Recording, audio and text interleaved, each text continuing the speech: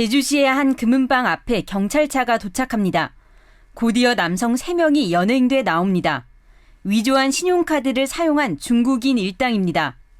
이들은 우리 국민 소유 신용카드의 마그네틱 정보를 복제한 뒤 중국에서 발급받은 카드의 복제 정보를 입력해 위조 카드를 만든 것으로 추정됩니다. 지난 13일부터 이틀 동안 제주에서 위조 카드를 긁은 것만 무려 27차례, 결제된 금액이 1,200여만 원에 달했습니다.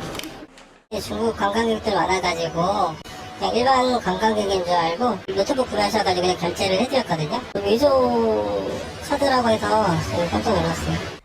해외 거주 한국인의 카드가 국내에서 사용되는 것을 수상하게 여긴 카드사가 경찰에 신고하면서 범행은 꼬리가 밟혔습니다. 첫 신고가 접수된 날 같은 수법의 추가 결제가 이어지자 인근을 순찰하던 경찰이 현장에서 일당을 검거했습니다. 야간 순찰 근무 중 동일범의 소행으로 추정되는 사건이 접수가 되어 인근 순찰한 바 인상 차이가 비슷한 용의자들이 발견되어 검문하여 정보를 도용당한 사람은 7명, 삼성카드와 신한 BC카드를 사용 중이었습니다. 경찰은 20대 중국인을 사기 등의 혐의로 구속하고 공범인 30대 중국인 2명을 불구속 입건했습니다. 또 이들에게서 카드 9장을 압수하고 개인정보를 취득한 경위 등에 대해 수사를 확대하고 있습니다.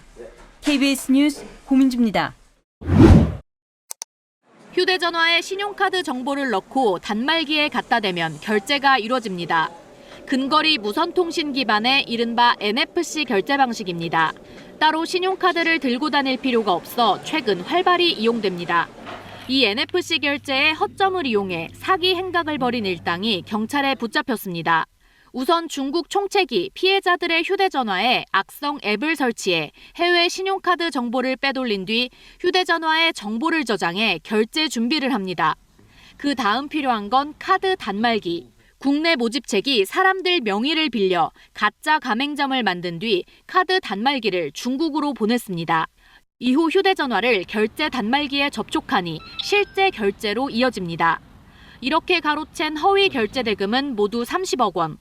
이들은 해외 신용카드를 국내에서 사용할 경우 결제 대금을 국내 카드사가 가맹점에게 먼저 주고 국내 카드사가 해외에서 정산받기까지 3달 정도 걸린다는 점을 노렸습니다.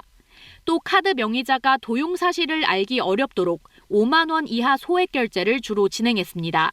과거에 실물 카드를 위조하는 방식에서 벗어나 최근 NFC 결제 방식이 확산되는 금융 환경에 맞춰 범행 수법이 진화한 것으로 판단됩니다. 경찰은 위장 가맹점주와 이들을 모은 모집책 등 32명을 검찰에 넘겼고 중국 총책 A씨를 추적하고 있습니다. KBS 뉴스 최민영입니다. 만나서 결제. 네, 배달 음식 시킬 때 직접 음식을 받은 뒤에 결제하시는 분들도 있으시죠? 조심하셔야겠습니다. 결제하는 척하면서 신용카드를 복제해 무단 사용하는 배달 기사들이 있는 모양입니다.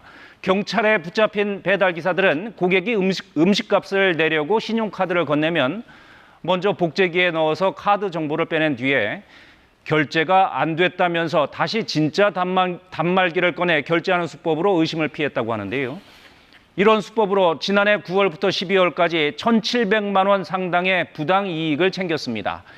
위조한 카드로 귀금속을 사서 현금으로 바꾼 뒤에 유흥비 등에 쓴 것으로 전해졌습니다. 경찰은 범행을 주도한 배달기사 4명을 사기 혐의 등으로 구속하고 가담자 9명을 불구속 입건했습니다.